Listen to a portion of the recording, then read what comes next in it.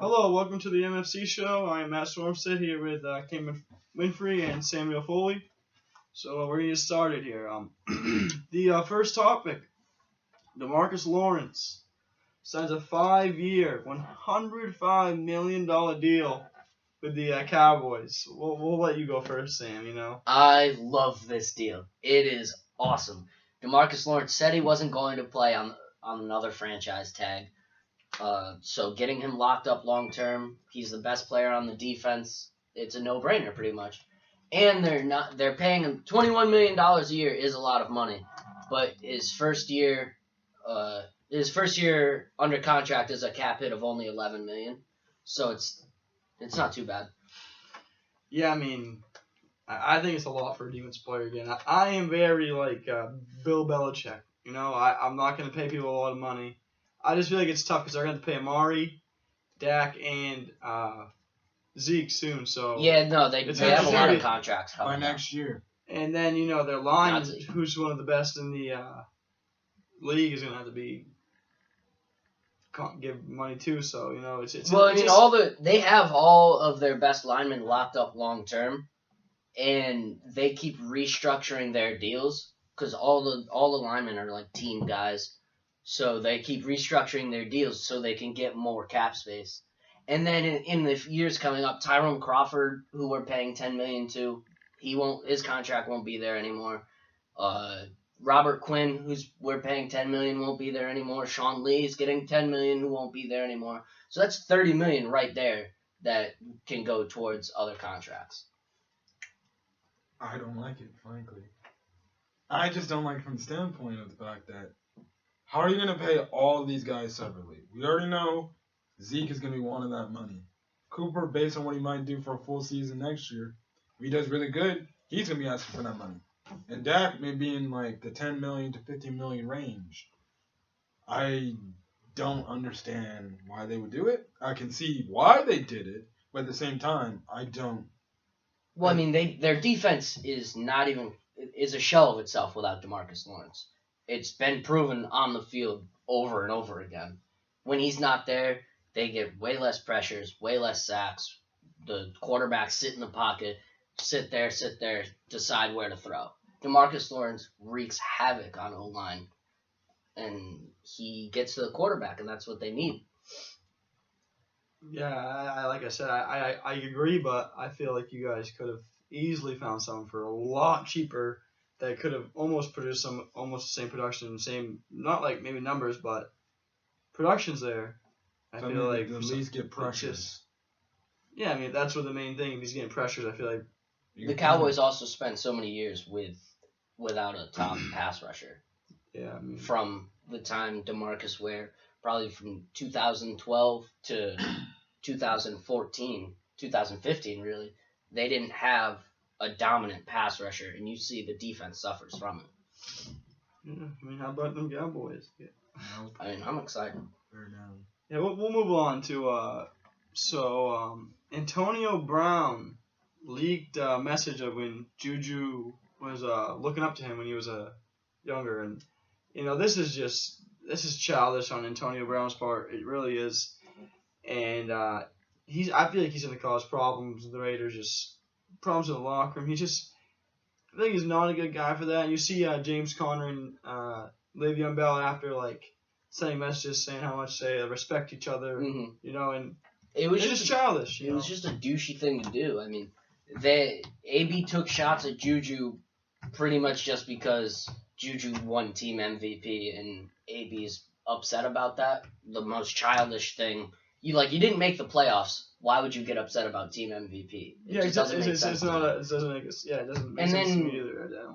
Juju wasn't even trying to take shots back at him. It was just crazy how someone Juju's first tweet back was crazy how someone you only showed love to comes at you or something like that. And then him posting the thing with Juju when he was in college only helps Juju. It just doesn't make sense to me. Yeah, I feel like he was trying to say oh Juju, you were the one looking up to me, but who cares? Everyone looks up to professional athletes. That's just he was asking you it helps him out. Yeah, he was asking for any tips. Yeah, Juju was just asking for any tips to help improve his game. from the best receiver in football. Like I just it doesn't make any sense to me. I just think this whole thing is just crazy with what's been going on with the AB situation. I think from the standpoint of he says, "Oh, I want to be a role model to kids." He keeps being a hypocrite and going back on those certain circumstances. But I'm like, if you want to be that role model type of guy, why are you going out there bashing people? Why are you going out there demanding trade and stuff like that? You want to be a role model so much to kids. Be in the situation you're in now. Be grateful for where you're at now. You should be actually instead, and like you said, this all goes back to him being the team MVP. Maybe if he would show Juju some support, be like, hey, you're on the come up. You're doing good. You're like a good sidekick to me. I'll still be the number one receiver, but you're a good number two where if I'm getting like triple team and stuff like that, you'll be the guy to go to. And if he was that type of guy where he took humility and it's like, okay, this guy's good and he deserves all the honor and respect that the team's given him. Yeah, I mean, he'd be a better person. The main goal is to win games, and like you said, AB getting triple cover and stuff like that, and him going off on, or Ben, I guess Ben, he was upset when Ben went off on him, but as a quarterback, he's telling him what route to run, so well, and he just takes, I feel like he can't take constructive criticism, he can't take anybody being better, like, well, I see Juju, a lot of his problems in Pittsburgh revolved around the respect aspect. And in certain interviews, you can see it. The GM said Big Ben has to look after 52 kids. Mm. And I could understand how you're a grown man and someone's calling you a kid while calling your teammate pretty much the father. It's just that would piss me off personally. But all the other stuff, all the extracurriculars around that AB's been doing, that's too much. Ben knows what it takes to win a Super Bowl. You know what I mean? Like True. It all goes back to like the whole point of is what's most important to you. You know, is winning more important, or is you looking good? You know, for fantasy football more important. Mm-hmm. And like I said, I feel like Ben's a winner. He wants to win. Not that AB doesn't want to win. It's just I feel like sometimes some of the other stuff like the stats and numbers might come a little more important to him than winning. Yeah. And then a good question is, eventually it's going to come to a point where, you know, we think Gruden is not that good at coaching, but we know he doesn't tolerate stuff like that. Oh, no, you're right. Gruden when is it going to... He will put his foot down. How long is... My question is, we're really going to see how long it will take for Gruden to be like, okay, I need you to stop acting like this. Mm-hmm. So, next on the list, Baltimore Orioles first baseman / designated hitter, you can call him a utility player, Chris Davis is right now 0 for his last 53 at the plate. To me, I mean, I can't remember what the year it was. I should have looked this up earlier. It was maybe 2 or 3 years ago. He was hitting homer after homer after homer. He was in the All-Star game. He was one of the best players in the league. Yeah, he was really good. And I look at his stat, and it's honestly mind-boggling how you can. I think I could get a hit at least one of the right in times, 50 at bats. I know I could get a hit in the MLB. 53 at bats. You know, that is just. There's slumps, but it's like at this point, it's impressive. Yeah, I mean, keep going with it. I mean, well, does he have sack flies and stuff? Then he's making productive outs. Then you can't really complain. I didn't look too deep into this. I didn't get to dive too deep into this earlier, but I saw it and I had to put it on the sheet. And I didn't believe it. Sounds like he strikes out more than actually puts the ball in play. Yeah, in this streak he's had I think 28 strikeouts. The thing is, when he was good a couple of years ago, it was always homer, strikeout, homer, strikeout, strikeout, homer, strikeout. It was always one or the other. He always has.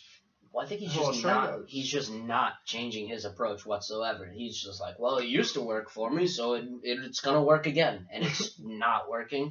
And I think he's too stubborn to try to change it. And eventually, it's gonna come to the point when is Baltimore gonna just let him go so they can move on to the future? Baltimore. I mean, honestly, if I'm him though, I'm making what, $20 million a year. What do I care if I strike out? At this point, Baltimore, they were terrible last year. They're getting good draft picks. They're gonna be terrible again this year. Keep him on the team, get good draft picks. Worst happens is he's bad and you get a good draft pick, or he ends up changing and he becomes a player that he was. So Mm-hmm. So the next topic, Magic Johnson resigned as the president of the Los Angeles Lakers. When I saw this, I didn't believe it at first when I saw it. I was looking it up and I kept looking through different websites and I kept seeing it. And I saw source after source confirming it, and I was so baffled. You guys saw the little impromptu. Yeah, he didn't tell Ginny Buss or anything before, because he was gonna cry and she would cry and she would call him back into being the president. One of two things that's happening. I think it's either there's going to be a bigger story with the Lakers that's not going to be good that comes out soon, and Magic wanted to get out of there before it happened, or he just hates LeBron. LeBron is a cancer. Or LeBron is just I don't think he hates LeBron. I think it goes from the standpoint is, from what I've been digging into, watching all these debate shows, he wanted Luke gone.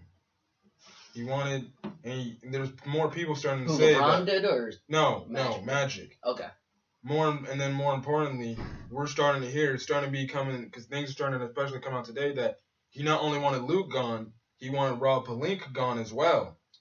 Oh. Really? And like today, that started becoming a thing where, well, it started yesterday after it was announced, but then as it started building up into today, people were starting to question, are hearing rumors that he wanted Pelinka gone. Now Jeannie Buss has denied all those claims that, he really did say that, but apparently there was some kind of 3-hour meeting between her and Magic, and at the same time, I do remember him saying, I'll step down if I can't bring in another free agent to pair with LeBron. My question is, why did he resign so quickly? Because he's not even giving him his chance to do the offseason to get that second star. Maybe his talks in the league, he's connected with everyone. Maybe nobody wants to come to LA to help out LeBron. Honestly, think after this, I don't see how anybody would come back here to help. Oh, no, that's terrible. And the funny thing I find it wasn't, years ago, they were calling the Clippers the most disorganized franchise in LA. Not anymore. Look at what the Clippers now. They look, after what happened with their former racist owner, that stuff like that, they look 10 times better, and that looks like a more attractive place. And they're basically right now projected to get Kawhi Leonard if he leaves Toronto. And it's looking like, from the aspect, Lakers are a dysfunctional franchise, and probably a dysfunctional franchise for years to come. And I think I was listening. They're still the Lakers. They still have the allure of we're the Lakers, so they could always that's always going to draw people and possibly a superstar. But 100%. Playing with LeBron, if you're in the NBA, it might have been it was kind of tarnished this year. His whole. Yeah, no, he did a lot of things the whole sitting at the end of the bench thing. That is a very that's taken out of context. He was sitting there for 20 seconds. That still is if you're a leader of a team, you are always supposed to be the example in the room. Everywhere you go, you're supposed to be in the huddle. You're supposed to be in the weight room.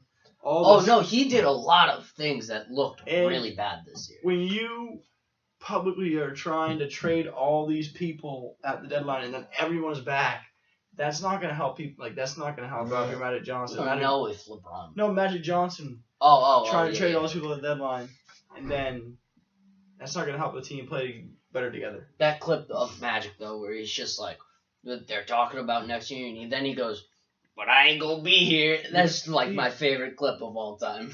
It comes out, like I said, it's just, I respect Magic Johnson as a basketball player. Well, I think no matter how dysfunctional, he was that good of a president. No matter how dysfunctional he made the Lakers, he's always going to be thought of Magic Johnson, the Hall of Fame basketball player, first. That's always. Well, most people were saying the job he was doing, it's a job where you have to go out and go do things. Mm-hmm. people were saying like he's not that type of guy to do that stuff, and that's why a lot of people were saying like, oh, he wasn't really in the office. You as want much stuff as- to come to him.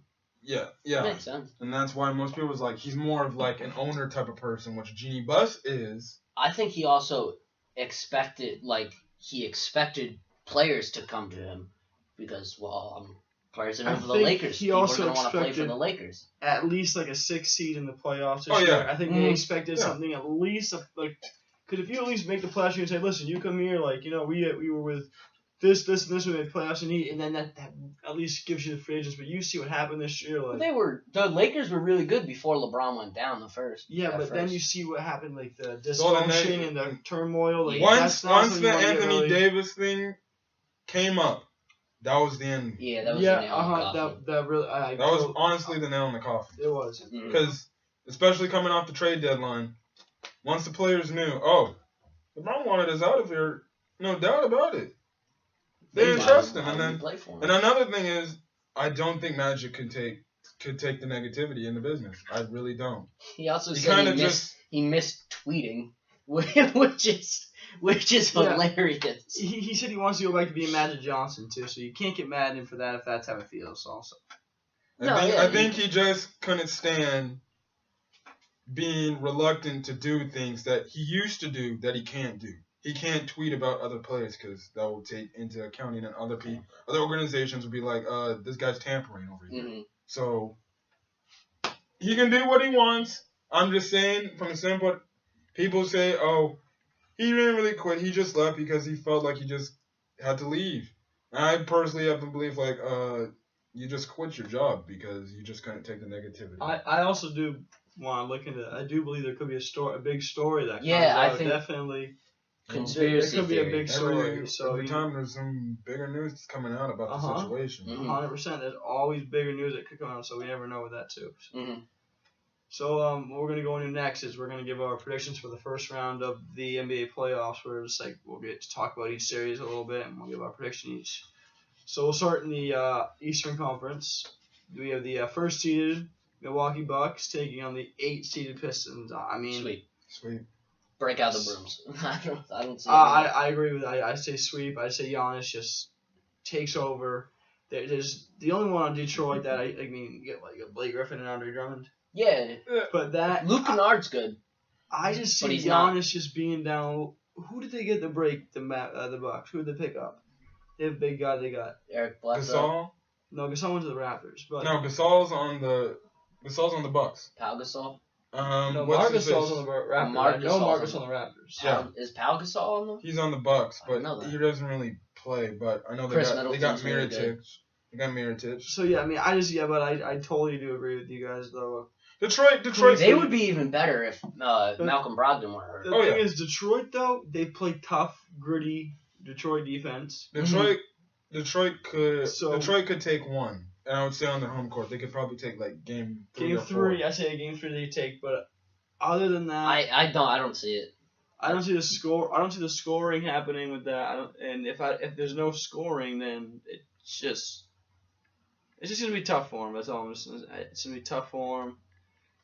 But the next series we're gonna get into is the number 2 seeded Toronto Raptors taking on the 7 seeded Orlando Magic.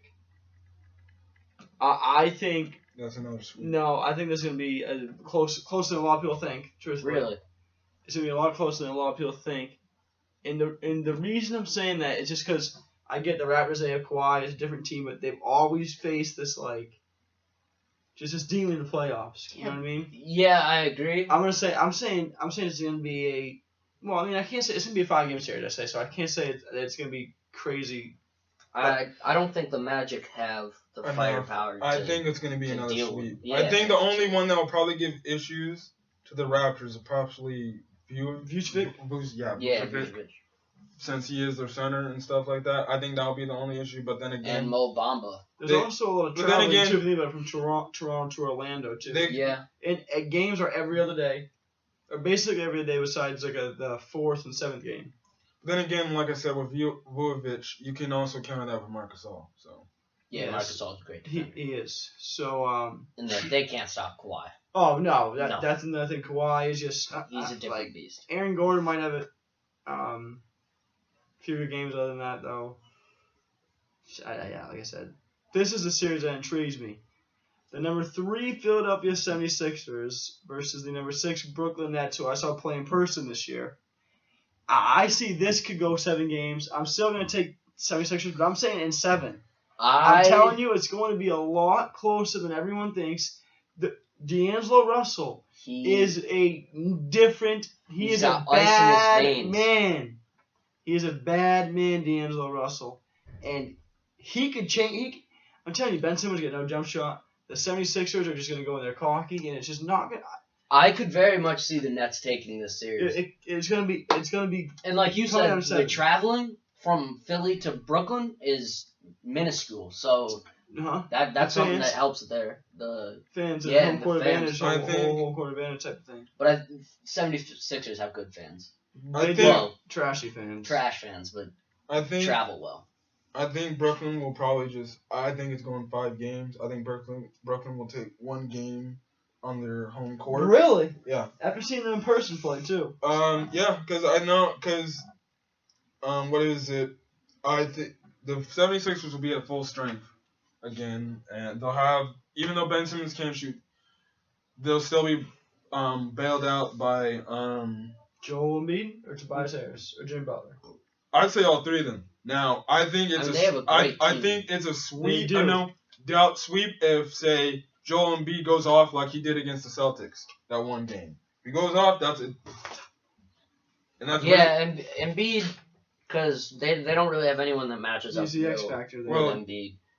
Jarrett Allen could be something. He's really good, Jarrett Allen, but he doesn't really match. He's not Joel Embiid. You know what I mean? He's not Joel Embiid, so. And plus, if games come down to the wire, we already know Jimmy Butler's a guy that can. He does make clutch baskets. But so does D'Angelo Russell. Yeah.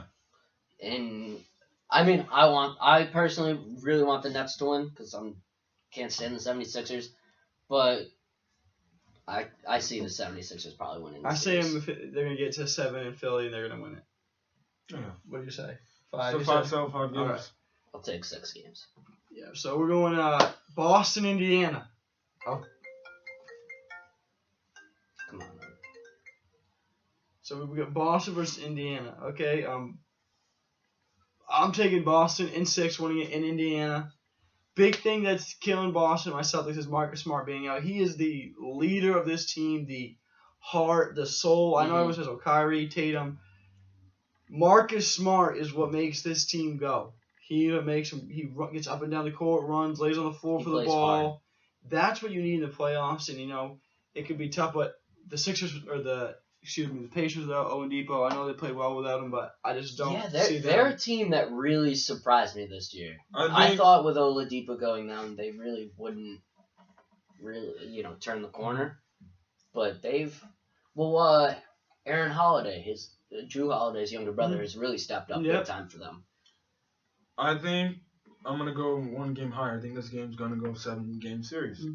I just think without the defensive presence, and I've seen that the Celtics struggle to rebound key balls. Yeah, they do struggle. They always give up offensive rebounds. Miles Turner being that big man down in the middle.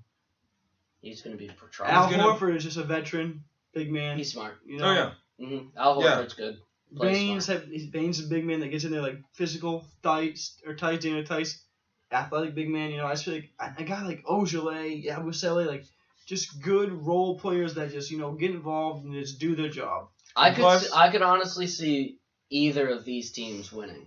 Plus, with the Celtics case, I would say they wanna. Live report: the Bruins are now losing 3-1. But I'm going back to the topic. With the Celtics. The Celtics, I feel they want to try to win this series the fastest possible. And going back to the 76ers Brooklyn matchup, they want to make sure that Brooklyn and Philadelphia are fighting back and forth because apparently there's also rumors that Marcus Smart might not even be able to play the second round of the playoffs as well. Well, we'll play the winner of the Milwaukee-Detroit. Oh, you will? Yeah. Okay, so yeah, he might not even be available for the second round. I mean, the Boston Celtics on paper have one of, if not the best team in the league. Really, seriously, from 1 to 12. They just don't play well together. Right now we don't. Right? I Yeah, feel they've like, had so much trouble right now, this knock season. on wood, we have been playing well lately. So, Yeah, I don't know what's wrong with them, but I think they'll get it together in the playoffs. So yeah, I'm saying Celtics in 6. What are you saying? You're saying Celtics in 7. I think Celtics getting 6 sounds right. So now we're gonna move on to the Western Conference. We'll start with Cameron's 8 seed Los Angeles Clippers playing the 1 seed Warriors. I'm saying clean Golden State, 4 games to none sweep. Yeah, I think we got another sweep on our hands here. I'll be shocked. I'll be shocked if they take 1 game. Clippers are a good team, though. Doc Rivers is a good coach. Doc Rivers is a fantastic coach. Good veteran coach who's been there before, won championships. Not that Steve Kerr and the Warriors haven't been there before, but Doc Rivers is an old veteran coach. And he's crafty. Good, likes defense. I just think I don't see anybody beating the Warriors in the playoffs. I think the Clippers could take 1 game in LA, but other than that, they might get something. The only thing I can see the Clippers doing is giving the Warriors a good defensive test because they're gonna slow the game down. And I know the Clippers, they'll get physical with them. And that's one thing they'll rough them up that before they get to the second round. The Clippers, in Golden State, I feel like they're not like Draymond Green. He likes DeMarcus Lawrence, but I feel like Durant doesn't like getting physical. Curry definitely doesn't like getting physical. No, you get physical with him. But Curry doesn't have to. He can just shoot from anywhere. That's the thing. Well, you just got to stay on him like glue. I feel like everyone on their team can shoot. And if you want to stay on him, he's going to get you're going to have to cover him at some point. Yeah. And the thing is, their whole team shoots. They exactly. All 5. If from 1 to 12, if you're going to cover Curry and you're going to be on him the entire game, Klay Thompson's going to get open. Then they'll give the ball to KD. KD will create it. They have guys off the bench to come up. that will shoot threes. There's guys on the bench. They have too many weapons. Iguodala can go in there and he'll drop 24 and get 7 threes 1 game. Yeah. And you don't even notice it. And you're like, oh, okay. So anyways, wow, that's cool. So we're going to move on to the one thing that really upset me I'm going to get into in the NBA is I can't change it, but I was really upset when I found the Rockets got a 4 seed and Portland got the 3 seed. I really wanted to see Houston, Golden State, Western Conference Finals. Mm-hmm. It's because Houston lost.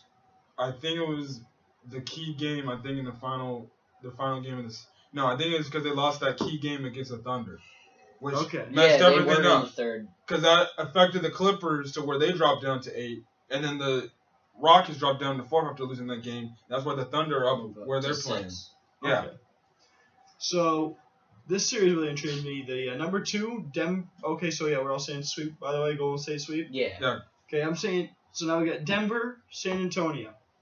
Denver 2 seed surprised a lot of people this year. Denver's a very good team. The thing, San Antonio. I think got Greg Popovich. It's Pop. I'm still saying Denver wins in 6 in San Antonio in 6 games. Who knows if DeMar DeRozan's playoff struggles are going to carry from Toronto to San Antonio. LaMarcus Aldridge is a proven player there, but Greg Popovich is stellar coach, but I'm saying San Antonio prevails and wins in 6. Denver prevails. See, I think Denver's got it in 5. Yeah, same. At first I was thinking 7, but then I got 5. 5? Yeah. 5 and 6. All right.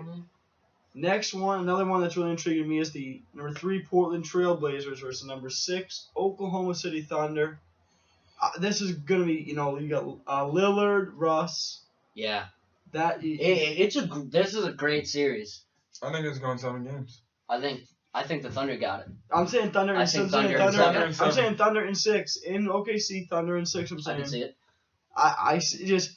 Russ, Paul George. I feel like Melo off the team is just a lot of he was kind of just there. But it depends if the Thunder's bench show up because that's been the Thunder's bugaboo for a while. Their bench. They need if they show up, this could be a very good. Plus, this is what I'm most excited for. Portland lost Nurkic. Yeah, Mm-hmm. That's Adams is great down low, so that could be huge. Like you said though, the bench is what's gonna come down to. It's gonna come down to the bench. Yeah.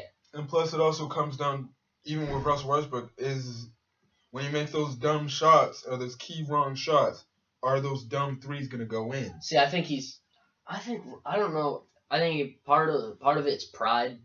because Russ is a great player, but he's got to kick a lot of those shots to Paul George. He's just gotta. Paul George, he's killer. Paul George. Paul George will hit those shots. He's clutch. So if he can learn to use Paul George and use playoff P. I mean, I can't even. He's getting triple double every game. I mean, I don't know what else I could say, but he needs.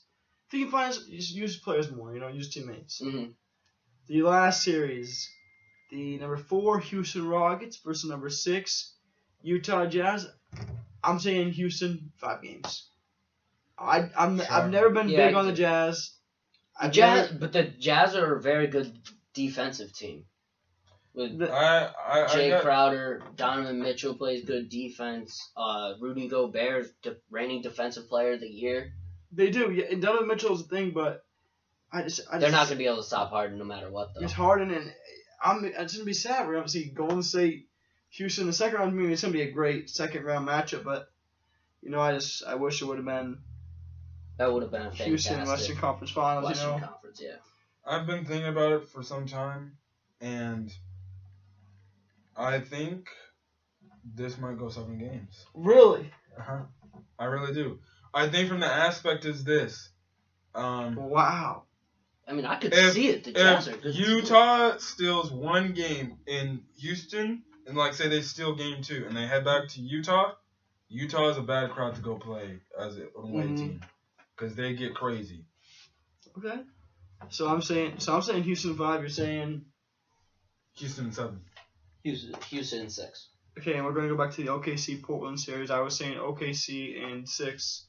Yeah, I said OKC in 6. OKC in 7. Okay, so also kind of, it's a little bit sad basketball news. Dwayne Wade and Dirk Nowitzki retired. I'm just going to go over some of the stats just for them. Dwayne Wade played in 1,054 games. He averaged 33.9 minutes per game, averaged 22 points per game, 48 field goal percentage, 4.7 rebounds, and 5.4 assists as a shooting guard. I mean, and the number 1 shot blocking guard. And he also has three finals. 3 rings, 1 Finals MVP. He should have been the 09 MVP, but you gotta love D Wade. You really do. I don't know anyone unless you're Paul Pierce. I don't know anyone who doesn't like D Wade. All right, well, Paul Pierce, some stuff happened. We're not gonna get into that right now. We're gonna celebrate D Wade here. We're not gonna even get into any of that. We're gonna really get in. We're gonna end this soon though. Yeah, Bruins. I'm gonna start freaking out.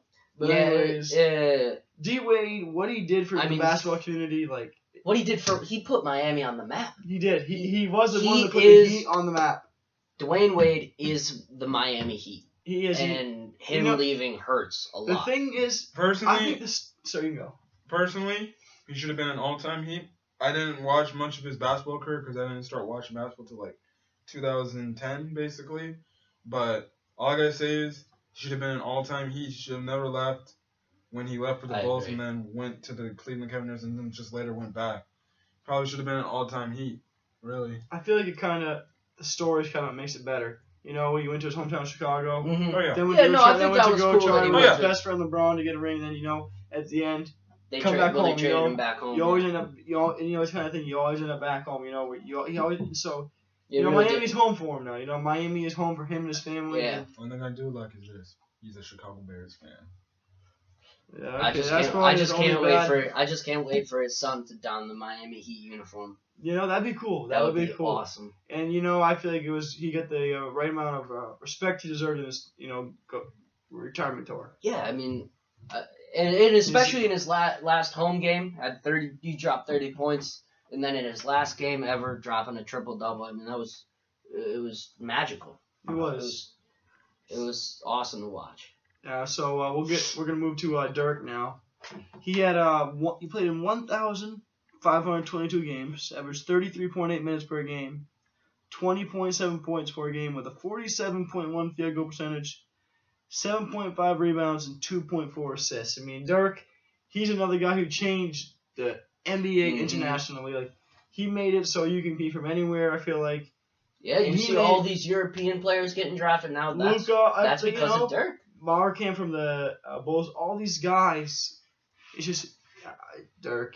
I love Dirk. Who doesn't love Dirk? How could you not love him? You know, Yeah. how many? Would you have 2 finals now? He's doing 2 rings. No, he has one he ring. only has Just one. one, and I loved it when he beat the Heat in Miami. That was awesome. You know, when It LeBron wasn't was on that it, awesome. that felt so good. It Oh felt- my it God, felt good for pretty terrible, Dirk. not gonna lie. I remember that playoff run visibly. The only thing I really, because I do remember watching some parts of that playoff run, I hardly paid attention to the finals. That was the only time the Heat struggled, was in the finals too. What was it? 4 games to 2? Well, for starters, I barely visibly remember that entire series. I don't even think I even paid attention to those final series like as the other Heat final series and stuff like that. But I do remember the one series I do remember is when Dallas Mavericks basically swept the Lakers when they thought the Lakers were going to three-peat that year. Yeah, that Yeah, was awesome. I remember that too. That was Yeah. awesome. And that was basically one of the last years Kobe was going to be good. I mean, look at his last game. Well, that was the last time the Lakers The Lakers were going to be had not that Kobe. good of a run. Kobe would be right there, and now he'd be the best on the team. Well, he wouldn't be better than LeBron. Yeah, he would. We're gonna move on though. Yeah, no, it's sad seeing both of It's them sad, retire. you know, I mean, they're both Transformer, legendary, first ballot offense first without ballot a doubt. offense, yeah. Fine, you Both they got their loved rings, in the basketball community. and they love basketball too. You guys see the commercial they did with D-Wade? The one where his family like this With his mom and the jerseys? kid? Yeah, Yeah, that was cool. awesome. That was a real tearjerker. It was. So just 2 more things we're gonna go over real quick. You don't really need to do this one because you don't really follow college basketball, like we said. But Cam Reddish, Duke guard, is decided to enter the draft. He And played- RJ Barrett. Yes, it was. So Reddish had 36 games, averaged 29.7 minutes. He had a 35.6 field goal percentage, 3.7 rebounds, only 1.9 assists, 0.6 blocks, and 13.5 points. I mean, I feel like he's gonna do good in the NBA, but another year, I think another year or two would help. I don't get the whole. I get it. You need to make money, and if you're good enough. But I really feel like you should be in college for a couple of years. I really feel like it can it can only help out your game. Yeah, no, I think another help year out in the college NBA would community. Another year in college would certainly help Reddish out. He was the third best player on the team, right? Yes. But just like you said, he was the third best player on his team. So it's tough. Their whole offense by the end of the year was, let's just give Zion the ball. Yeah, it was hard to show So talent. I get that. exactly. It was tough to get his shots Overshadowed. up and Uh-huh. consistently get shots up. So that's probably why his points are. If he had gone to another school, maybe like Clemson. That's so weird. I was gonna say Clemson. yeah, That's if weird. he went to like Clemson, he would have been a star. But he was at Duke with Zion and RJ, so Yeah, that was tough. how For you're him. gonna? Yeah, I get that. So just. But he- against your point, if you're 19, you're not gonna just forego millions of dollars. yeah, There's no way. exactly. I mean, someone's throwing that in my face. I'm jumping on. it Yeah, 100%, right. You know, so it's just you gotta realize he's a kid still, hmm and a lot. And he can always So he's he's- always going to improve his game in the NBA. Yeah, so. exactly. And I feel like one thing in the NBA, they're gonna make the G League more big and really. It shouldn't be a Yeah, they shame don't- for big rookies to go there and play like 40-something games there, and then coming up to the last part of the half of the NBA Mhm. season. I feel like it should really be a much I mean, I bigger see thing. him. I see him as a guy that's going to be on an NBA roster and stay there. I don't see him as a guy that'll be in maybe a couple games in the G League to start out, but not for long. Yeah, I mean, yeah. But, so we're just gonna talk about one more thing real quick. We're gonna dive into the Masters. We're just gonna talk about who we're gonna pick to win. I'm picking Justin Rose. Very, very, very consistent golfer. He played in the Masters 13 times. Okay, and his worst finish was 39th, which was his debut. Okay, so his debut. He has 11 top 25s at the Augusta National. 5 top 10s, and he was the runner-up in 2015 and 17. He's kind of a dark horse, Rose, but he's also like I said, he's a very consistent golfer, and that's one thing I really look for in golfing. Is you have to be consistent all the time. It's a sport of just like the swing has to be consistent every time you putt or every time you drive, has to be consistent, and he's been a consistent winner, and that's what I like that. I'm gonna go with someone who is not recently but consistently won And that's Tiger Woods. My Yeah, man, Tiger. Agreed. I will say I would love Patrick Reed to win, just because he's hilarious. Have you guys seen the menus they had for the Masters? No. It looked like a 14-year-old had to make a fancy menu, and it's hilarious. Really? And because they let Patrick Reed do the menu. Okay. But it's so funny. But yeah, I would like to see him win. But realistically, I think Koepka has a really good shot at it. And Roy McIlroy and Justin Spieth always, Yeah, they're up there always. And Justin Thomas. Spieth is good, yeah. So you're saying Woods, I'm saying Yeah, I mostly want Tiger to win. I mean, he's down, he's 200 right now, so. Mm-hmm. Same. You say Tiger? Same reason. Yeah, Tiger's a consistent winner. Okay, well, thank you for joining us. Please comment, like, subscribe, share. We'll see you back here next week. Thank you. For this man's Bruins and Red Sox, they ain't doing too well. We're not going to talk about that. Can you end it for me real quick? All right.